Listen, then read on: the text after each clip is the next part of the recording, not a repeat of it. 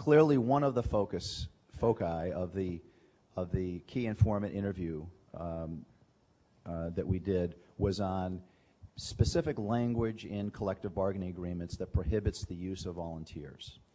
And then secondly, how do you overcome staff and management resistance to using volunteers, particularly skilled volunteers in this higher level of volunteer engagement and capacity building that Jill and Jen have been laying out for us. At least in the research that we did, and in some that I've done outside of California, there's very little specific language in collective bargaining agreements that prohibits the use of volunteers. The theme that everyone seems to honor, and I think it's a legitimate theme, is that volunteers will not be used to supplant a paid workforce. They'll be used to support, to supplement, to extend, and what the flavor of what I got from all of the conversations was that we oftentimes will look for those areas where we have zero or limited capacity and bring in volunteers in that role, in that way. Carrie is going to talk a little bit about some strategies that they've used in San Jose that she's been part of, and the pilot team to engage the union and union leadership in that whole process. The second issue really was around how do you engage staff in engaging volunteers. And as you heard this morning from Jill and Jen, most people talked about finding the champions within, kind of grabbing what I call the low-hanging fruit, those people who will, who kind of get the message, who understand the importance, and who are innovative in their own right, who are creative types, who like new things and will run with it. And oftentimes will start something, perhaps on a pilot basis or in a particular branch location, that will catch fire and spread throughout the organization. And Ed's going to talk a little bit about his experience in that regard. What clearly pervaded all of the conversations that we didn't necessarily expect when we put the survey together was the economic climate and the impact that budget cuts was going to have on the workforce and the implications for volunteers. Again, there's a half glass full and half a glass half empty. Did I just say half glass? A glass half full and a glass half empty approach. Folks clearly saw that there might be an opportunity, given some of the workforce implications, reductions in force, et cetera, to sustain key or core service components, programs through the use of volunteers. But clearly, it was seen as a very sensitive issue, one that requires a lot of communication, a lot of engagement with the workforce, and not seen as something that is a permanent replacement for a paid workforce to do things. I think as we've heard this morning, the sky's the limit in terms of how we might engage volunteers in leadership roles to extend the scope and the breadth of the impact that the library has in the community. And so in that regard, regardless of the stability of our workforce, there's always opportunity to expand and extend. But a particular sensitivity, as one librarian said, you know, we're asked to reduce our budget. It has implications for cutting the workforce, to do that humanely and yet not change any of the services or hours that we are open. You're really between a rock and a hard place.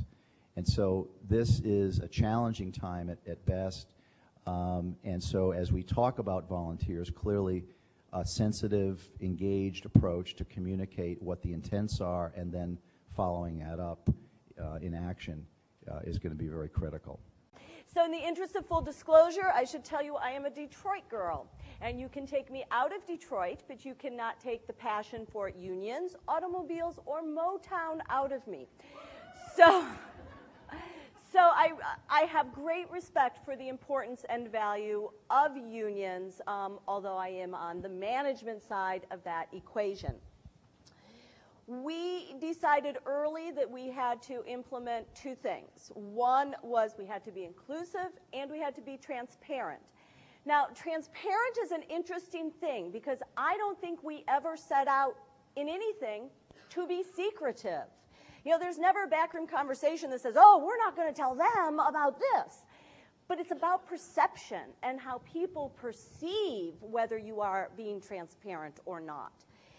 We have a history of needing to define very clearly staff roles and volunteer roles, and we knew that that would come up in this initiative. We are in our 8th year of budget cuts, and we knew this year would be worse than any year we had seen. And last week, 44 library staff members were informed that they will be impacted by the budget cuts. And we knew that was the environment that we were bringing the Get Involved initiative into. We put a union representative on our planning pilot team. We just had to. It was critical that the union be there at the very beginning, hearing everything with the rest of us, planning with everyone, and helping us to understand how to bring this to the whole organization. We made it very clear amongst ourselves that this was not about supplanting staff. This was not about filling service gaps that may occur when you're down to 4 days a week. This is about expanding and enhancing services for our community in areas where we do not have capacity. So in addition to bringing the union rep on the team, which was critical, and I encourage everyone to do it, as soon as we felt comfortable with the new terminology and where we were going, we also made a presentation to the management team. You've heard that, I think, already today, that it's critical to have that top-level support. So we wanted to make sure we, in fact, had that in place. Then we did something that turned out to be really critical, which was we did an environmental scan. We have 19 different facilities, and someone on our team said, gosh, I bet you already have volunteers doing this type of work in your organization. And sure enough, in a very unscientific environmental scan, we found out that, in fact, we do. Maybe not at the level that we're all thinking about today, but we have people who come in and who plan, organize, run their own computer training classes in Vietnamese. We have people who plan small group workshops on nutrition. We do have a certain cadre of volunteers working independently in our library. So we gathered all that information together. Then we realized that we were going to need to share this across the system. And that meant a number of presentations at all kinds of different service units: adult services, youth services, circulation services, the labor management team, the list goes on and on. We're very much about group process in San Jose. But before we did that, we met with the president of the union that represents most of our employees. And it just so happens that currently that president is a library employee. So that was to our benefit. And I was the one that had the meeting, and I have to tell you, it wasn't just about sharing with her what we were doing. What she shared with us was invaluable about how to present this, about what are going to be some of the words to stay away from. I didn't know that the word pilot is negative in my branch libraries. I use it all the time.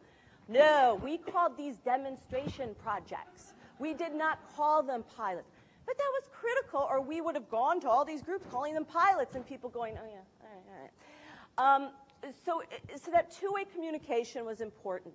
She agreed to look at our presentations before we made them, and then she requested a list of dates we would be making them, so that if her phone started ringing, she would go, oh, yeah, I know about that, not a problem. And so that was extremely supportive to us. We just spent the last 2 months making the presentations. We did a couple things that I think were important there. On our very first slide, which just has the name of the project, Get Involved, powered by your library, right at that point we said out loud, first thing, this is not about supplanting staff or filling service gaps. This is about expanding and enhancing. We brought it out there so that nobody had to sit back going, oh yeah, I know what they're doing. And I think we said it 3 or 4 more times during a half an hour. We also talked about those positions, those volunteer positions we had uncovered that were occurring in the library. That did 2 things. It made people go, oh, this isn't such a big leap. We've got people doing it. And it also gave them a vision of the type of opportunities we were talking about. We were not talking about reference librarians. We were talking about people teaching Microsoft Word in Farsi. So it gave them a sense of that so they could relax. I'm concerned because I don't think there were enough questions during our presentations. So I expect that we will have some obstacles as we move forward with implementation. But I think all this work has really helped us set a good foundation and a good alliance with the staff and the unions to face those obstacles. And I am no longer worried that we are going to have walls and barriers that we just cannot overcome. Actually, I've been involved with volunteers for about 30 years now, and there was a point in my career when I knew nothing about volunteers. I was approached by a board of trustees back east about perhaps starting a volunteer program, and what I did was, like any librarian, I read everything I could on volunteers, and you know, basically if you went and searched the internet, you'd find there's 10 basic things that you do with the volunteer program. They range from, as Jill said, serving the rubber chicken to certificates. But one of the things, very interesting thing that I found, I actually surveyed the 100 largest libraries, this is in the early 80s, about things that volunteers do. And I had identified 86 different tasks. I still remember that. And I was really surprised that of those 86 tasks, 85 were performed by a volunteer somewhere. The one thing that volunteers could never do, and that's the sacred cow of librarianship, is book selection. But the reality is I took that list, and one of the things that the literature talked about with volunteers in union engagement was basically the transparency. We shared job descriptions, we shared volunteer agreements, we talked about the things that we would do and wouldn't do, and I had always managed in the 5 different volunteer programs that I put in place was to engage my bosses, and that is they're either boards of supervisors or city managers, about the importance of volunteers.